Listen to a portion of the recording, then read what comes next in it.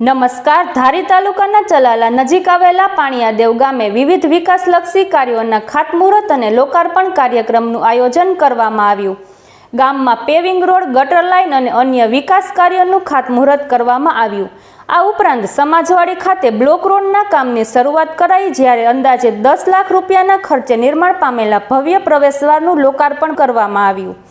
કાર્યક્રમમાં જેવી કાકડિયા સહિત અનેક મહાનુભાવો, આગેવાનો અને ગ્રામજનો ઉપસ્થિત રહ્યા.